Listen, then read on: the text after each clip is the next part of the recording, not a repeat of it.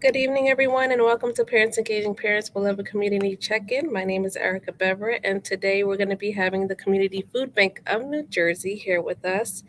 Um, they are our sponsors for tonight, and we're also having our Senior SNAP Ed Nutrition Educator, Victoria, back on with us today, and she's going to be sharing with us food safety.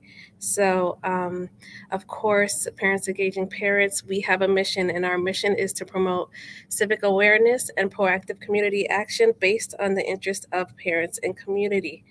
We've got a boatload of things going on right now, and as you might have heard or seen through our page, or I should say our Facebook page, that we just visited Memphis. So we want to give a big shout out to Sarah Carpenter and her crew out there with Memphis Lift, and all of her team members and her beautiful daughters that shared the days with us and shared their methods of organizing with their community, and um, talking and comparing notes on what our community needs as far as education.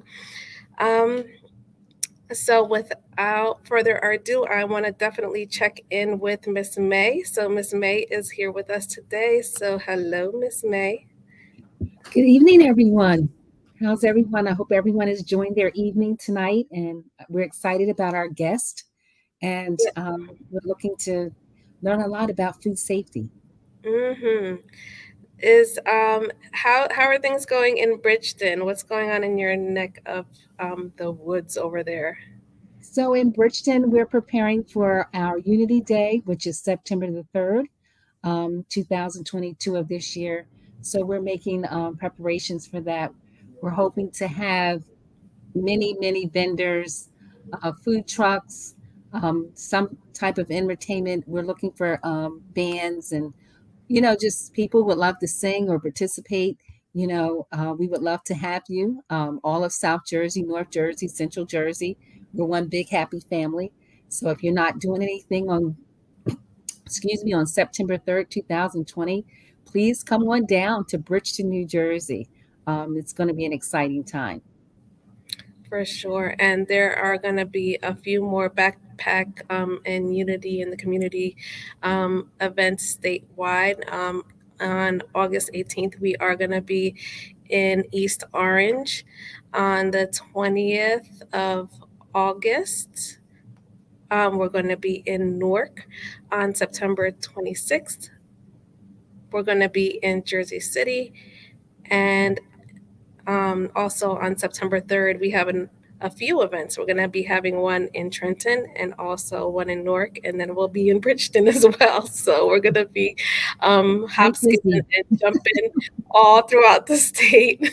quite busy September It's 3rd. gonna be a really great one. It's gonna be a great day. Also, of course, as you might have also seen, that we have our upcoming stage play on August the 20th. It's We're inviting you to come with your family, your network of friends, organizations. You're welcome to come and see our stage play, Young Harlem, and it's going to be on August 20th. It's going to be a story about the young Malcolm X and Red Fox, and how they grew up and navigated becoming the powerhouses that they became as adults. So it's going to be interesting to see that as well. And shout out to MKW Ministries for producing that play and bringing that to us.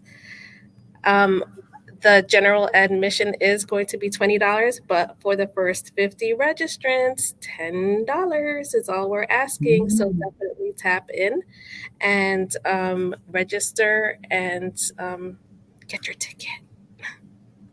yes, All please right, do. we're going to bring on Victoria now. She's going to be sharing with us our food and safety lesson for today. Hello, Victoria. Hi, Hi, everyone. Victoria. Thank you, Erica. Thank you, May, for having me again. I'm very excited for today's lesson. We will be discussing lots about food safety, different food safety practices, and things that you may not have realized that are unsafe for us to do in the kitchen. Okay. Alrighty, Great. so whenever, oh, perfect, here we go. So, welcome back again, our fourth lesson for our Just Say Yes.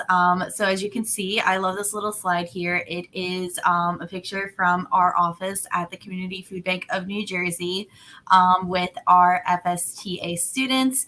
This is a program that we offer. I don't necessarily know how long it's for, but it's a wonderful program where you are trained to be a chef in a kitchen. So these Mm, are just some of our previous students that we've had learning how to properly cook in the kitchen. mhm.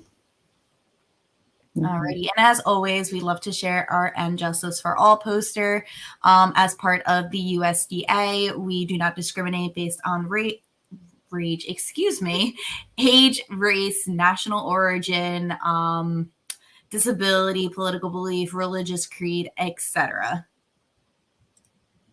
And welcome as always. Our workshops are always interactive and designed to help you eat healthy, and especially in these uncertain times, the Just Say Yes to Fruits and Vegetables curriculum is a SNAP Ed program that aims to support healthy living through the promotion of increased fruits and vegetable consumption. For more information on this curriculum, please visit jsyfruitveggies.org. And always don't forget to visit our website at cfbnj.org if you need help accessing food in your area. We're always here to help. Alrighty, so today's agenda, we're going to be discussing just a few different items. We're going to learn how to properly wash our hands with our hand washing techniques. I know that we all have been practicing very much how to properly wash our hands, especially during COVID. Mhm. We're also going to list the steps needed to safely consume fruits and vegetables. We're going to identify some safe food handling practices. And we're also going to identify overall health and wellness strategies to include intentions to eating healthy, as well as increasing our physical activity. So, to always get started, we have our wonderful icebreakers. And today's question is, what have you seen other people do while cooking that you would never do?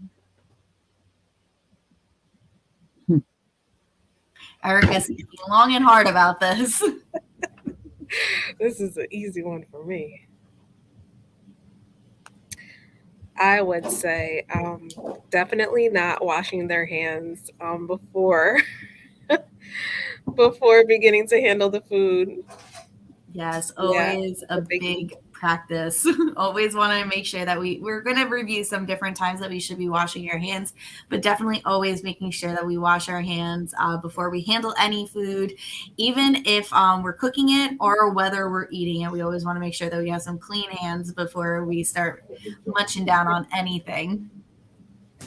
Yes, I would say, just transferring like meat from different places without washing surfaces. Um, Yes. I don't eat meat anymore, so I'm really like kind of that was one of my pet peeves.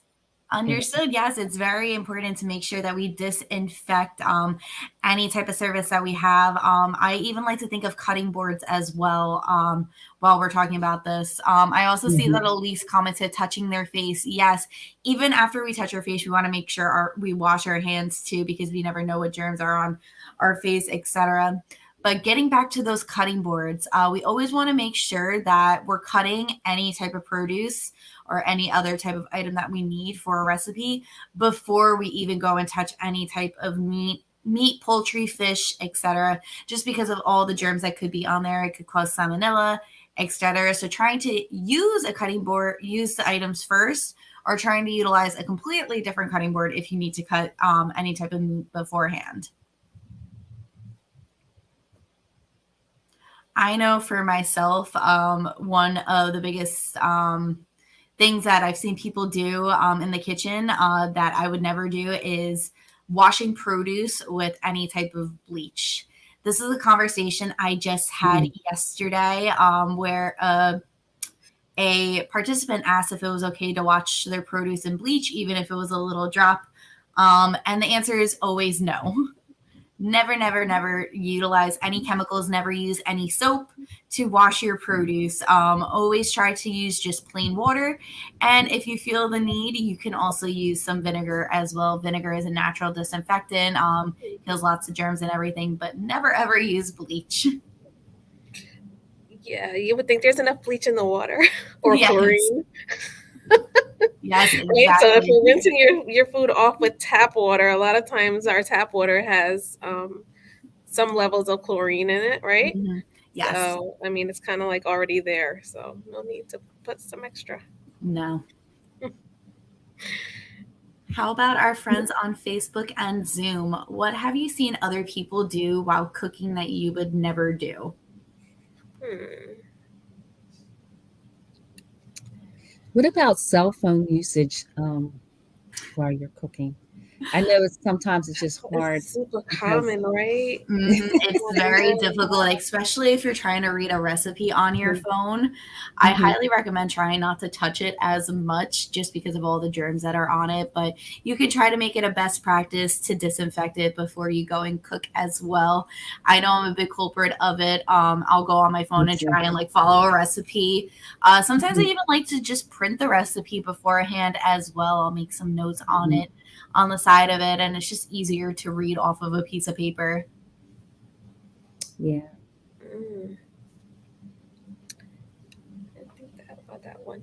I would say like putting my I don't know. I don't like seeing food put directly in the sink. It has to be like in a bowl or something. Okay.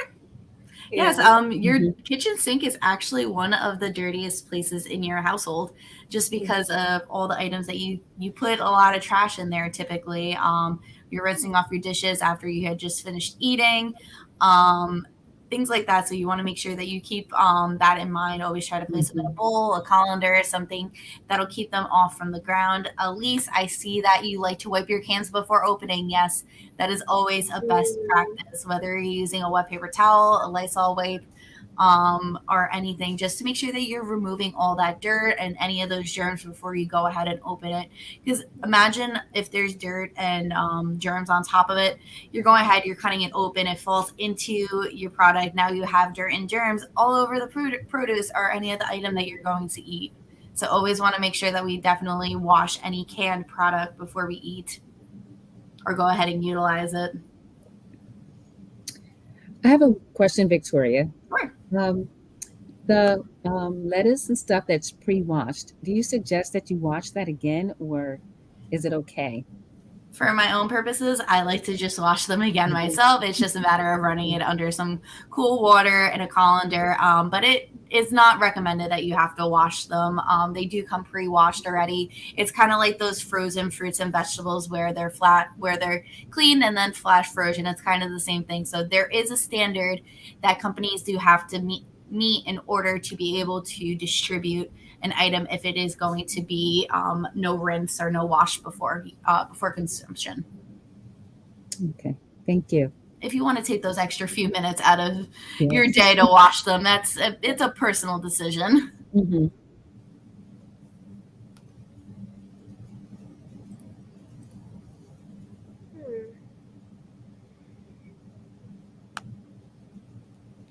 I don't think of anything else.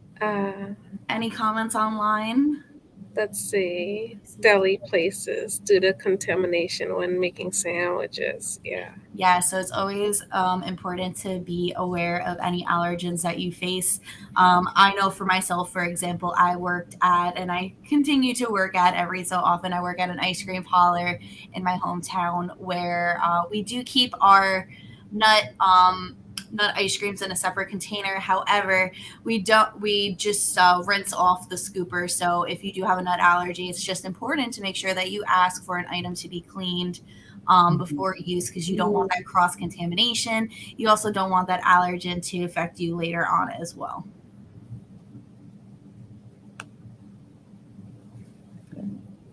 Well, thank you all so much. I always love a little interaction from our audience. We're going to move Hmm. forward and we're going to have our first conversation about the 6 steps to fighting bacteria. So, we're going to talk about how to avoid getting sick from foodborne illnesses. And there are 6 basic steps that you can take when buying, preparing, and storing fruits and vegetables to make sure they are safe and wholesome to eat. And they kind of follow this little scheme right here. So to check, clean, rinse, separate, chill, and throw away. So the first is to check. So check that your fresh fruits and vegetables when you buy them are not bruised or damaged. When choosing pre-cut fruits and vegetables like packaged salads, sliced lemons, check that the product is check to see if the product is refrigerated or on ice, and try to replicate that at home. Secondly, we have to clean. Again, always wash your hands with warm soapy water for at least 20 seconds before and after handling any food. Make sure that we're cleaning all surfaces and utensils with hot water and soap, including cutting boards and knives before and after preparing those fruits and vegetables or any type of food. Third, we want to rinse our fresh fruits and vegetables just before eating. And then just before use, rinse them under running water only the fruits and vegetables you plan to eat, including those with skins or rinds, and that are not eaten. So what that means essentially is that if you're going to eat the whole apple, rinse off that whole apple. However, if you're going to be only having a few grapes, try to rinse off just the amount of grapes that you're going to be consuming, and then rinsing the rest of them off the next time that you're planning to go ahead and eat them. And then just remember, we did talk about it in that first lesson, when you're washing your fruits and vegetables with a heavier skin, we recommend utilizing a vegetable scrubber to help clean and rinse them off. And then anything else, just running them underwater like we previously discussed. So May, going back to your question that you had before, packaged fruits and vegetables ready to eat, washed or triple washed, do not necessarily need to be washed again. They are already prepared and ready for you to eat. Under your discretion, please feel free to go ahead and wash them if you feel safe. And then with your fruits and vegetables, make sure that after you're done rinsing them, to dry them with a clean cloth or paper towel. Do not use soap or bleach to wash your fresh fruits or vegetables. Do so because these products are not intended to be consumed. Fourth and the lowest option on our poll is to separate. So what you want to do is make sure that all of your products are properly separated in your refrigerator. So what that means is to separate your produce from raw meat, seafood, poultry, eggs, and other household chemicals. In your shopping cart or in your bags for checkout, I always recommend to make sure that you keep them separated as well. In your refrigerator, try to keep your fresh fruits and vegetables stored on top of your raw meats, eggs, and seafood, etc. Just because of thinking again of that cross-contamination. Luckily, I have enough drawers in my refrigerator where my poultry and meat go at the bottom in a drawer, and then my fruits and vegetables are located right on top of it. And then again, with that cutting board, do not use the same cutting board if you're going to be cutting fruits and vegetables after your meat, poultry, seafood, etc. Always try to cut everything beforehand and leaving your meat and poultry last. Or simply using a second cutting board or a third cutting board. Utilize as many as you would need. And then another thing that I forgot to mention earlier is to always be mindful of what type of cutting board you're using. I highly recommend the plastic ones or anything with a harder surface on top. It doesn't have like any holes or anywhere bacteria or germs can sink into. The best example that I have to not utilize is a wooden cutting board. You can simply cut a hole or a slice into the cutting board where germs, bacteria can sink into and start to fester and start to grow, then contaminating you later on. Alrighty, the fifth one is to chill. Chill any type of produce, meat, etc. Excuse me, not meat, to chill any fresh produce within 2 hours to prevent bacteria growth. We always want to make sure that we're keeping our refrigerator at or below 40 degrees Fahrenheit. And we'll review our thermometer later for some more food safety practices. And then an overall best practice is to refrigerate all cut, peeled, or cooked fresh fruits and vegetables within that 2-hour timeline as well. And lastly is to throw away any bruised, damaged, or potentially cross-contaminated produce. Throw away any fresh fruits or vegetables that have not been refrigerated within that 2-hour time frame, especially if they've been cut, peeled, or cooked. It is okay for some fruits and vegetables to remain out on the counter. We mentioned a few of them that do ripen best in regular surface air versus the refrigerator, like our bananas and mangoes. Those are perfectly safe and healthy to store outside of the refrigerator. Just make sure that we are cleaning them before we go ahead and put them in the refrigerator or consume. Throw away any fruit or vegetables that have also touched any raw meat, poultry, seafood, or eggs. Just a little tidbit is, if in doubt, throw it out. Simple and easy to remember. So before we move forward, does anyone have any questions on our nice long little list to help fight bacteria? So I know Miss Elise asked, what about a glass cutting board? Glass cutting boards are also not on my recommended list just because it can also shatter. You just want to be careful because depending on how heavily you can come down on the knife, it could cut. You could wind up with some glass in your food. So I don't necessarily recommend it, but it is a lot safer to utilize than a wooden cutting board. Yeah. I have one of those cutting boards, those thin ones, and it has like the picture of each food group. So I try to stay well, at least the meat with the meat. Yes, that is probably one of the best practices. They started selling those, and it is a fantastic thing. They have one specifically for like chicken, one for red meat, one for fish, and it's pretty cool because then at least you know which one goes to which. You just manage to clean more cutting boards towards the end of the night. So for a person or individuals that have the wooden cutting boards, is there a way to clean them to help prevent the bacteria buildup? Yes, just to make sure that we're using soap and water. If need be, you could also use some coarse salt to help get into those little fine areas. I highly recommend a like a Brillo to help get into those fine little lines as well. But that Brillo might start lifting up some of that wood. So highly recommend just regular soap and water and it's a little bit of elbow grease. Okay.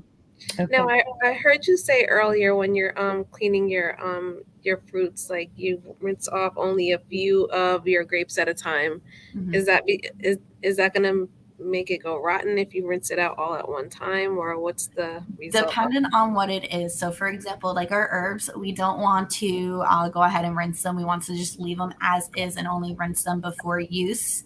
However, grapes, you can rinse them all together. That's totally fine. Leave them in the refrigerator, leave them on the counter, however you prefer. But I always just like to rinse them off one more time before I go ahead and consume it, just because of any foodborne illnesses that could just be lurking around in your refrigerator. You never really know.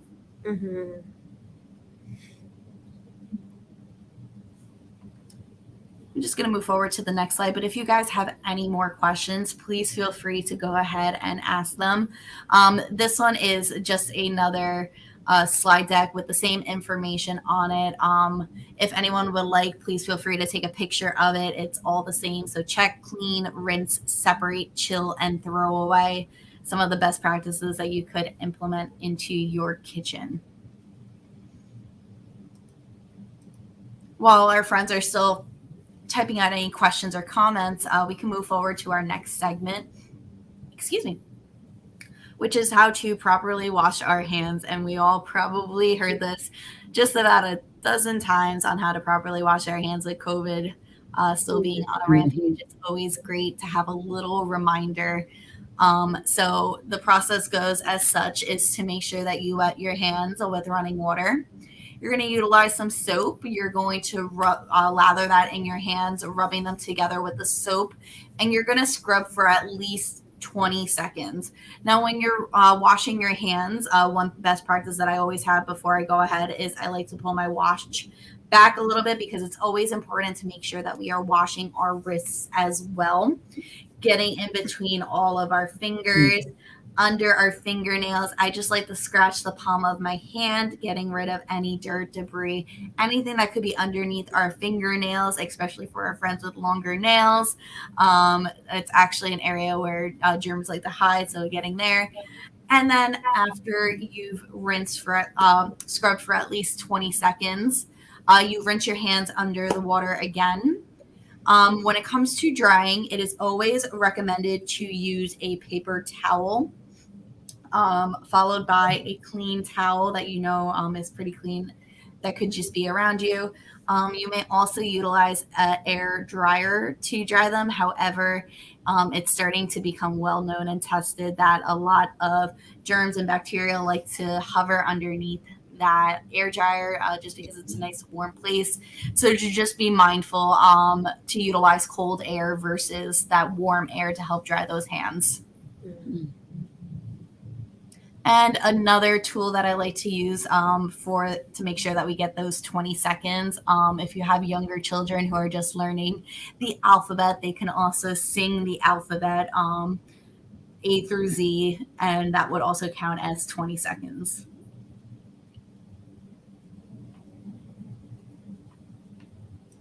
Does anyone have any questions or any other best practices when it comes to properly washing their hands? None at all. No.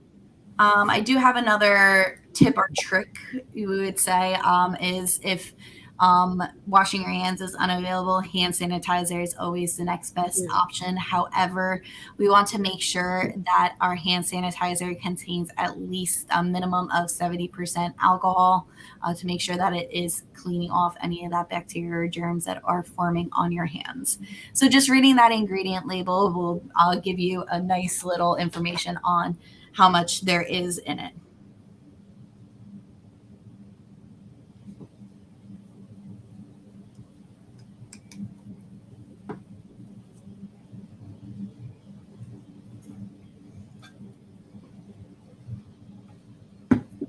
Alrighty, I guess we can go ahead and move forward onto our next food safety practice, which is our knife safety skills.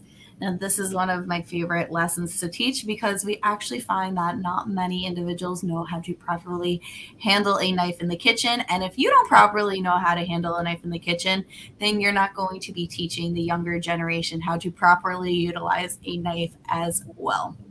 So before we even begin, I always like to review, making sure that we have that cutting board, and we're selecting the right knife for the right task. Whenever we're in the kitchen, there's different knives that we can use. There's bread knives, which have a serrated edge and make it easier to slice through. A chef's knife is a little sharper and is able to assist you with cutting through many options. And then there's butter knives and different other types of knives that we don't have to get into, but there's many different purposes for all the knives that we utilize in the kitchen. Next, I always like to review how to properly hold an item when you're utilizing a knife. So as you can see here in our image right above where that individual is cutting an onion, they are utilizing the claw method, which essentially just curves your fingertips inward, so you don't have that opportunity to slice any fingertips off or cut yourself. For children, we like to call this the bear claw, teaching them how to properly hold an item. For an onion or any other type of circular object, we always recommend to cut it in half, so you have a flat side that can be flat on that cutting board and makes it a little sturdier for you to be able to cut. Next is our how to properly hold a knife. Now, I do have a knife for demonstration purposes. It is a plastic knife. It's not going to hurt me in any way. So I am going to mess around with it just a little bit to show you improper ways to hold it. So as always, we have our sharp side, and we have our top, and then we have the handle. Now, typically when we find that people are holding a knife, they're holding it improperly. They're holding it all the way towards the back. They're holding it close to the front. They're putting a finger up on top. We don't recommend this because your finger could slip and wind up underneath the knife. The proper way to hold a knife is to hold it at as close as you can to the blade, placing your thumb right on top where that handle meets the blade. You're not touching the blade itself. You're just further back. And then the same goes for your finger. You're just gripping it right at the end of where you hold, of where the blade starts. And it gives you better control. It gives you better leverage on everything. However, when we are cutting, we're not chopping. We never really chop. We do slices where we press downward in the front and slide back. This helps keep our knife extra sharp and make sure that we cut through with precision. Other things is that always want to use a cutting board. You always want to make sure that your blade remains sharpened and has a good handle. If your blade's not sharp, you have a higher potential of injuring yourself or others surrounding you. When a blade isn't sharp, it could be rusty. It could lead to an injury. So definitely making sure that we're keeping those knives extra sharp. Whenever we're utilizing a knife as well, we always recommend to clean the knife immediately after use, to store knives safely in a block or a rack, and to never try catching a falling knife. Just stand back out of the way. I'm a culprit of this. I don't know, for some reason, whenever I drop something, my immediate intention is to go and grab it. But with a knife, I know to kind of just like take a quick step back or step to the side away from whichever way it is falling. With children, when we're teaching them how to properly handle a knife, we always instruct that they ask for permission before use. Just to give a little bit more clarity, this will allow you as a parent, a guardian, to say yes, and then have better and proper supervision of them. So kind of just to review, utilize a cutting board. Yes, always sharpening. It's the best thing that you can do for your knives. Thank you, Elise. Just to show you guys again how to properly hold a knife. Gripping it right at the end of the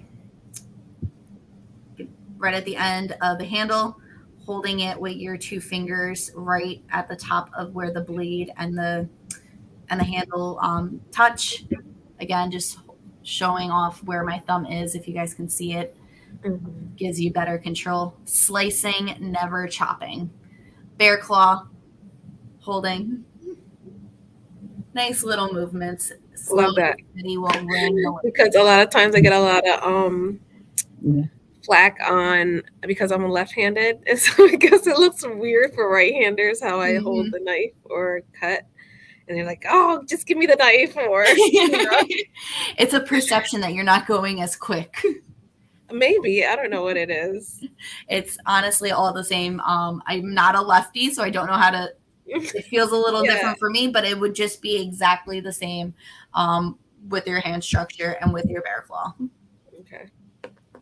Does anyone have any questions or have any best practices that they like to follow? My number one is definitely always making sure that we instruct our children to ask for permission before using a knife. And this way you can give them the safest knife for them to utilize, as well as instruct them properly. Right. And to be able to monitor them as well. Until they don't need to be monitored anymore. That never happens. We always need supervision. I mean, big children. Big children.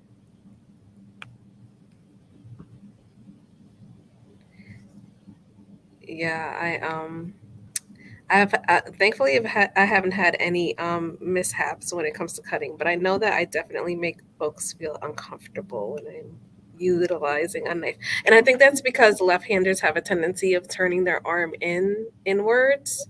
Okay. Yeah. Yeah.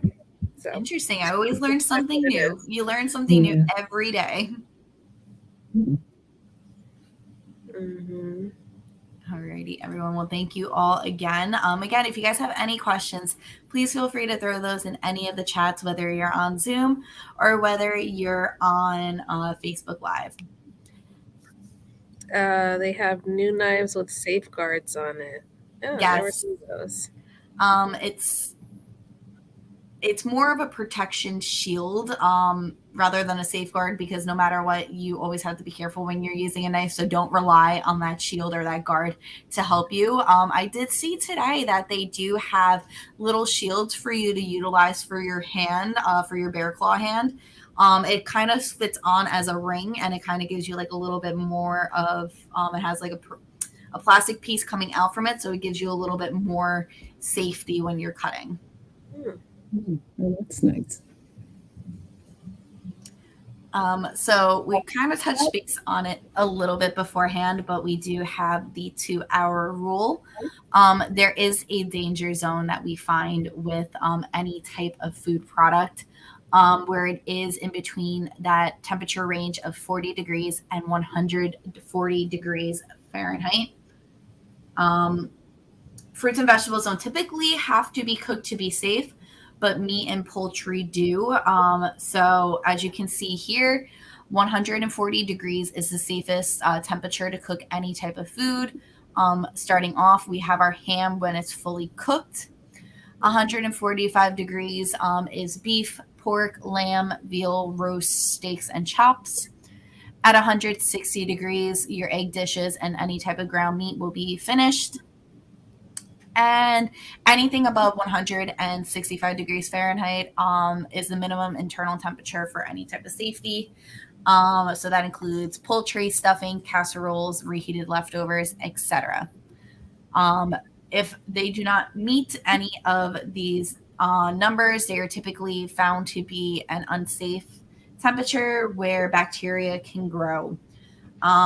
Bacteria grows most rapidly in that temperature zone between that 40 and 150 degrees, doubling in any number as little as 20 minutes. And it's, like I mentioned before, this range between temperatures is typically called the danger zone. And it's important to quickly cook those vegetables, meats, poultries as quickly as possible. And then to always keep in mind that it's safest to store your fruits and vegetables in the refrigerator at anything below 40 degrees Fahrenheit. So 40 to 0 degrees is typically that refrigerator zone. Anything below 0 will freeze.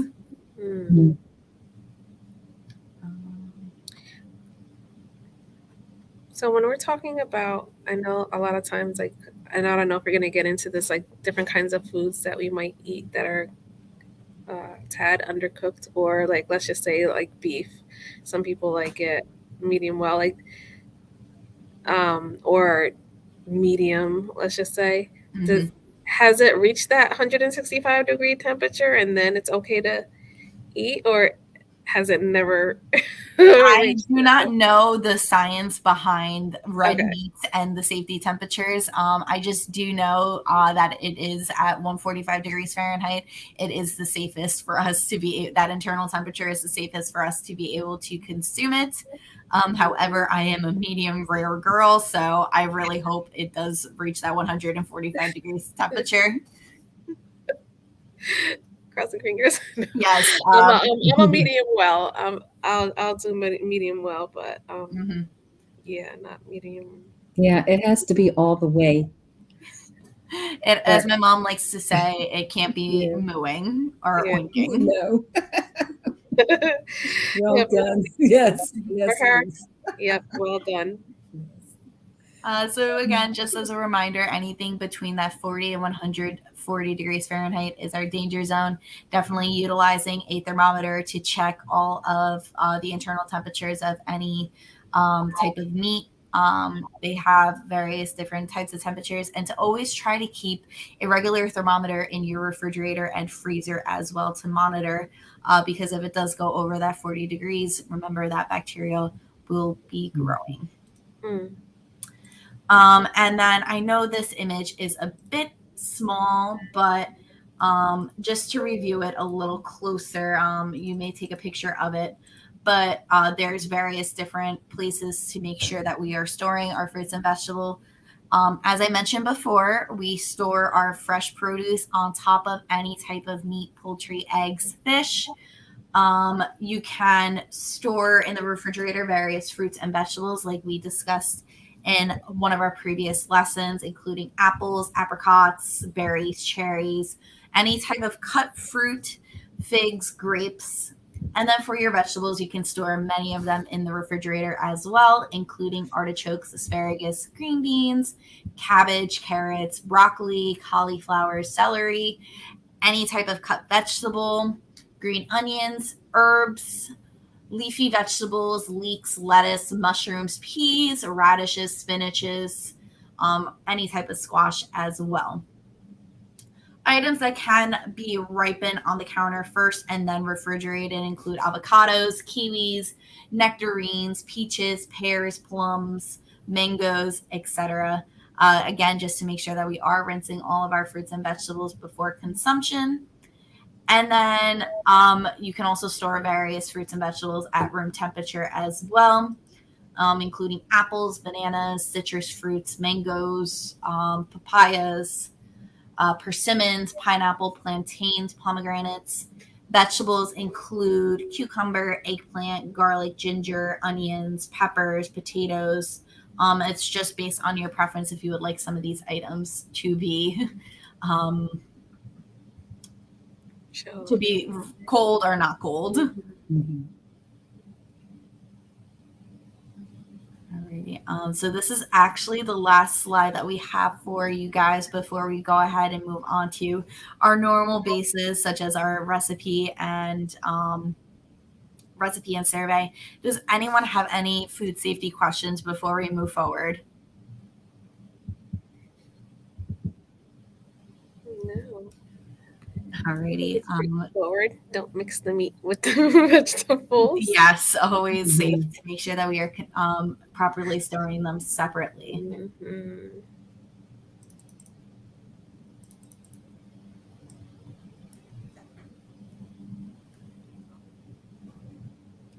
Alrighty. Erica, if you wouldn't mind, we could go ahead and share today's recipe, which is black-eyed peas with collard greens.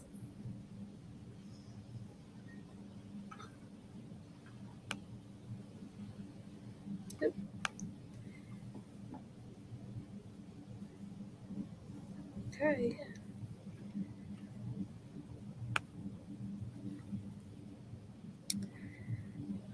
Black-eyed peas with collard greens.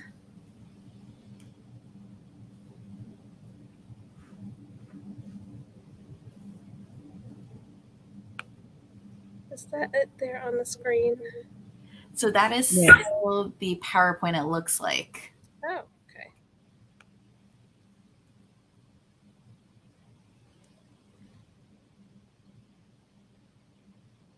I am going to get that for you.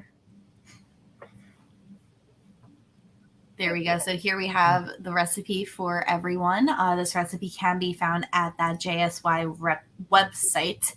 Excuse me.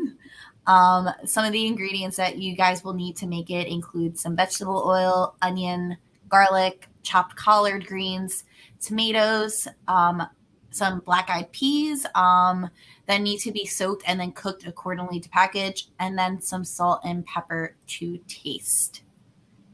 That link has been shared with you guys virtually on Facebook and Zoom.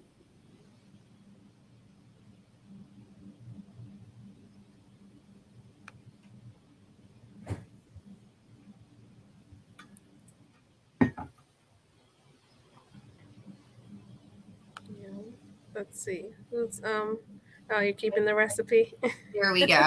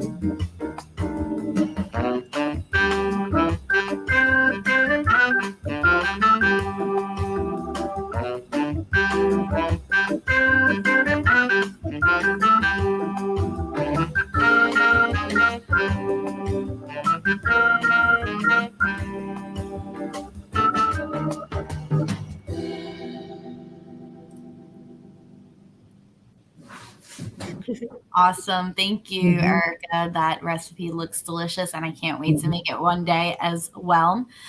Before we move forward, I actually did do some research on those cooking temperatures for our red meats. Hmm. And it is found that medium and above will reach that 140-degree Mm, um, cooking temperature. However, anything below will be considered in that danger zone, but it mhm. is all preference, however you guys like to consume. But definitely to keep in mind, anything above medium will be that safe cooking temperature. Yeah,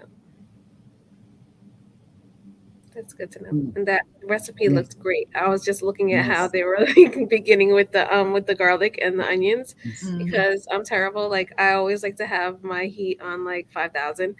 And so a lot of times I end up burning my garlic. Gotcha, gotcha. Yes. But Mhm. I have to like really talk to myself and tell myself everything doesn't have to sizzle when it goes in the pan. Like that's my that's yeah, that's a But mental the thing with sizzling me. gives Like it I have that to hear the nice sizzle. sound. Yeah, it's a Mhm. great sound. Hmm. But yes, definitely cooking those on medium heat, just to get them some nice soft texture. You'll still have a lot of that flavor for them. Mhm. It's definitely going to Mhm. make sure that you are cooking our fruit, our vegetables up to the proper temperature, especially with those collard greens. But it definitely looks like a delicious recipe, and I love me my beans. So Mhm. Yes. great way to tie in some protein into a simple vegetable recipe. Mhm. And Erica, if we could just go back to sharing that slideshow again, I'd greatly appreciate it. Just a few more things we have to talk about before we go ahead and finish today's lesson. So, nutrition and physical activity are key factors to helping us live a longer and healthier lifestyle. So, making healthy recipes can be easy and expected and inexpensive, and including physical activity in your life can just be as simple. So, some different examples of physical activity could include taking a brisk walk, running, dancing, swimming, and yoga are great examples of some physical activity. And housework could also be a great physical activity as well, such as Mhm. vacuuming, mowing the lawn, or gardening may also count as well. And as we always recommend, it is important for adults to get at least 30 minutes of physical activity, 5 or more days a week. And for our children or our youth, it is important to make sure that they are getting at least 60 minutes every day of the week. So there Mm. are different types of physical activity. There is endurance, which could be going on that brisk walk, doing some gardening, strength training, which allows you to be able to incorporate more muscle. There's also balance, like our yoga, meditation, mindfulness, etc. And then flexibility also falls into that line of yoga as well. So being able to stretch a little further, etc. So, as always, I would like to say thank you to all of our participants. If you would ever like to learn a bit more in regards to food safety, physical activity, more healthy recipes, please go to choosemyplate.gov for more resources and information. And we always would like for everyone to stay safe and healthy. As always, we have our little My Plate that we always like to share, trying to make half of our plate fruits and vegetables, eating the rainbow, choosing to make half of our grains whole grains, varying our proteins, including fish, poultry, red meat, and any type of non animal based protein as well. And to consume 3 cups of dairy, and we always recommend skim or non fat dairy products. Mhm.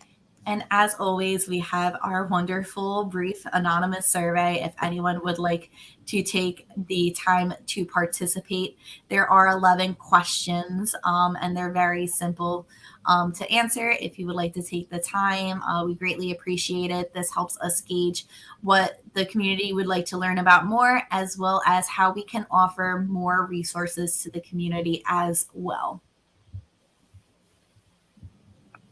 Okay, thank you, Erica, I see that you have Victoria. shared what that survey looks like. Thank you.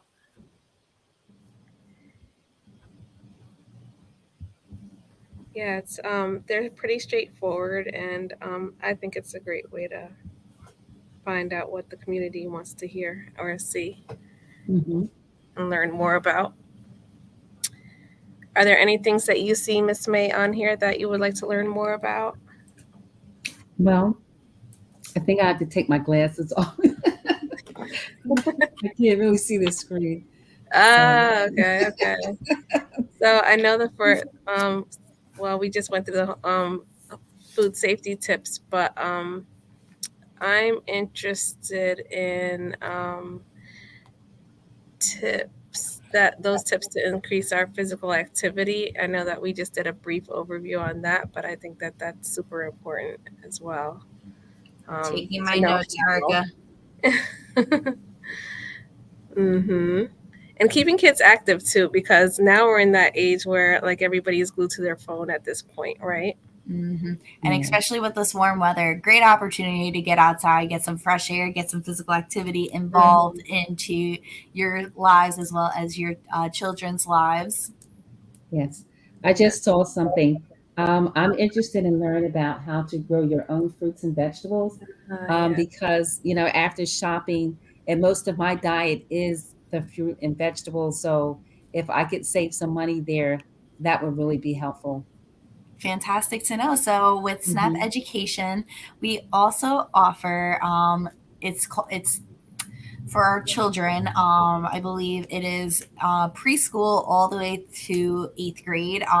It's titled The Great Garden Detective, where we go to the schools each and every week and we'll instruct on how to properly start a garden, how to plant seeds, etc. So it is a great curriculum, and if you guys do participate at a school or would like for more information, please feel free to contact Erica for my contact information, and we'll be glad to work together to try and set that up for you guys. And as you So can, is that inside gardening or outside? it could be either or. Either or. Mhm. So as you can see, the survey took Erica such a brief amount of time to be able to be able to respond to this. It takes approximately 2 to 5 minutes, and it's very short and brief. Hmm. Thank you, Erica. Thank you. I love that little pair. Cute. I love the pair. Well, thank you, Victoria, again for sharing all this important information. You know, especially those very simple and sometimes I think a lot of times even in the beginning of when COVID started just happened, a lot of people really didn't know how to wash their hands, and I know that was the Mhm. one like that was a thing that um, I know my family, like, you can't walk in the door fast enough to you couldn't even drop anything, go wash your hands. Like, Yes. that was, like, Mhm. the first thing that you had to go do. So growing up, that I know that that was, like, something that was definitely embedded in me. Mhm. So it was like a it was easy for me to get back, to get into that. I can't say get back Mhm. into it because as a Mhm. preschool teacher at the time, I definitely washed my hands. Yes. So, um, Yes. but yet, like, that vital piece of information, just as simple as wash your hands. Just, It's yes, it's one of the best practices that we can include in our daily lives at all different times. Whether you're coming home, whether you're petting a dog, after you sneeze, so many different times that it's very important to make sure that we are washing our hands. It is the Mhm. best skill that I like to teach everyone. Yes. mhm. I know my great nieces are over on the weekends and they're always singing the happy birthday song. Yes. But when they're in the bathroom, they're singing, they use up all my paper towels. I go in there and I say, "Oh my gosh." They're so precious right now. They're so expensive. So they're just like washing their hands and using up Yes. all the paper towels. But I'm glad that they're, they have the concepts, which is great. That is amazing. The happy birthday song. I love hearing it. I love seeing it. And I Mhm. even like hearing like our younger friends who are in like that kindergarten age where they're singing the ABCs because that's a little easier for them than the happy birthday Mhm. song. So many different methods that you can introduce to your children to make sure that they are washing their hands properly. Good evening, Queen. Mhm. Um, yeah, that is for sure. So thank you so much. And I know we're going to be in trouble again because we have another lesson coming up next week. Yes, yes, we do have another lesson coming up next week. Same time, same Wednesday. And I look forward to seeing everyone again and having Yes. another wonderful conversation with everyone. That is for Yes. sure. Thank you so much. And Thank I you. did, before we sign off, I did want to have a little bit of a contest. Again, I have another question for a free ticket to our show. And the question is, what is the birthplace of Red Fox? What is the birthplace of Red Fox? So if you can type that in the chat, or you can actually, how about you do this? Put it in Messenger. So message us. Put your answer in Messenger so not everybody sees it. And maybe we can have 2 free tickets given away. Okay? But you will Yeah. have to register. So yes, and that is 2 tickets to Young Harlem stage play on August the 20th. Okay, so you're gonna Yes. click the button that says purchase tickets now, and it's gonna take you to a form. You fill that out, but definitely for 2 free tickets, you can answer that question: where is the birthplace of Red Fox? Okay. All right. Thank Yes. you, everyone, for tuning in to Parents Engaging Parents Beloved Community Check In. Again, my name is Erica, and that's Miss May and Victoria, and we appreciate you tuning Yes. in to us. Please like and share our page and continue to tune in. I see answers coming in. Um, and definitely tune in to us next week on Wednesday for our next Beloved Community Check-in. Have a great evening, Have a everyone. wonderful night. Bye, everyone. Have a nice Bye day. bye. Good job, Queen. Thank you. Thanks.